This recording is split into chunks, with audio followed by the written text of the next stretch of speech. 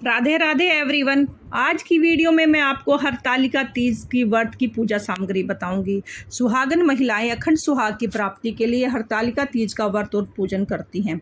तो पूजा के लिए हमें क्या क्या सामग्री चाहिए होगी और कितनी मात्रा में चाहिए होगी, तो चलो देख लेते हैं। तो सबसे पहले जब हम हरतालिका तीज की पूजा करेंगे तो उसके पहले हमें एक चौकी लगानी है। चौकी पर हमें लाल या पीले रंग का हम कोई भी कपड़ा हम बिछा लेंगे। हमें कपड़ा लेना है, तो मैंने यहाँ पर देखिए चौकी ली है और उसके ऊपर मैंने लाल रंग का कपड़ा रख दिया है। और उसके बाद भगवान शिव शंकर और माता पार्वती की कोई भी फोटो हो तो वो हमें लेनी है। अगर आपके पास फोटो है तो ठीक है। वैसे तो हरतालिका तीज के व्रत में मिट्टी की मूर्तियों का पूजन किया जाता है, यानी कि मिट्टी की मूर्तियां बनाई जाती हैं, फिर उनका पूजन किया जाता है। यहाँ पर मैंने गोलाकार में गणेश जी बनाए हुए हैं, शिवलिंग बना दिया है और साथ ही माता पार्वती की मूर्ति बनाई हुई है। आप मूर्तियों का कोई भी आकार दे सकते हैं, हम जरूरी नहीं है कि आप उनके पूरे आकार को ही बनाएं। आप पिंडाकार में, गोलाकार आकार में इनको बनाकर या हम उनकी पूजा कर सकते हैं। तो मैंने देखिए गोलाकार आकार में बना लिया है। अब हमें पूजा की कुछ बेसिक चीज़ें लेनी होंगी। तो सबसे पहले हमें एक जल का लोटा लेना है और उसके बाद हमें पंचामृत लेना है, या आप कच्चा दूध भी ले सकते हो क्योंकि हमें अभिषेक कराना है। तो पूजा के लिए हमें देखिए देसी घी का मैंने दीपक बना लिया है और उसके साथ हमें धूप भी लेनी है। आप एक धूप ले लीजिए। भोले बाबा पर चंदन चढ़ाने के लिए चंदन लेना है। माता गौरी के और गणेश जी को चढ़ाने के लिए हमें रोली तिलक लेना है। और उसके बाद हमें भस्म, अगर आपके पास है तो आप भस्म ले सकते हो, नहीं है तो कोई बात नहीं, आप चंदन से भी तिलक कर सकते हैं। उसके बाद हमें जनेऊ लेना है गणेश जी के लिए और भोले बाबा पर चढ़ाने के लिए, और कपूर लेना है हमें आरती करने के लिए। एक हमें कलावा लेना है, वस्त्र स्वरूप कुछ चावल लेने, साबुत चावल लेने हैं, ये हमें कलश के लिए भी चाहिएगा, स्थापना के लिए। और वैसे थोड़े से ज़्यादा ले लेने हैं। दक्षिणा जरूर रखें।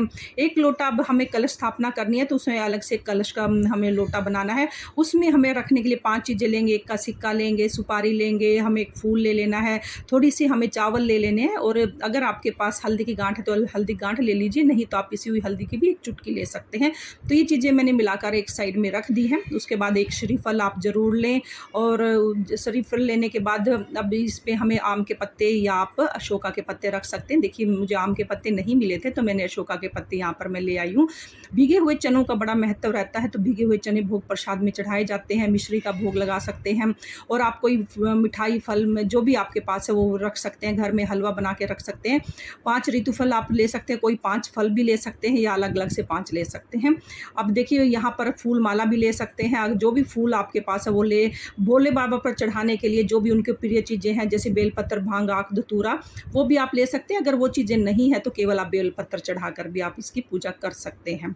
तो फ्रेंड्स आप देखिए हमने माता के श्रृंगार की सामग्री ली है, तो इसमें माता को आप कितना भी चाहो श्रृंगार चढ़ा सकते हो, 2, 4, 5, 7, 9 चीज़ें। और चुंदरी जरूर चढ़ाएं माता को चुंदरी चढ़ाई जाती है, क्योंकि हरतालिका तीज में हमें सुहाग के व्रत के लिए हम पूजा करते हैं, तो सुहाग की चीज़ें जरूर चढ़ती हैं।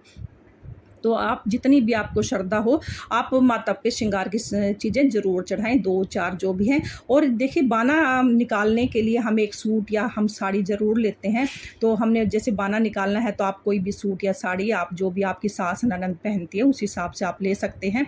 तो देखिए मैंने यहाँ पर सूट लिया, आप चाहो तो इसी में से श्रृंगार की सामग्री रख सकते हो बाद में मिनस टाइम, नहीं तो आप अलग से भी श्रृंगार की सामग्री यहाँ पर रख सकते हैं। एक नारियल, एक हमने खीरा लेना है, एक माचिस लेनी है। खीरा भी ज़रूर प्रयोग किया जाता है पूजा में। तो ये फ्रेंड्स ये वो टोटल सामग्री है जो हमें हरतालिका तीज व्रत की पूजा के लिए चाहिए होगी। तो हरतालिका तीज का व्रत तो बहुत कठिन माना जाता है, और ये बहुत कठिन होता भी है। हर पूरा दिन और रात निर्जल रहते हैं, कुछ भी नहीं खाते और अगले दिन व्रत का पालना करते हैं। रात को रात्रि जागरण किया जाता है। इस व्रत में पूजा सामग्री की बहुत ज़्यादा चीज़ें होती हैं।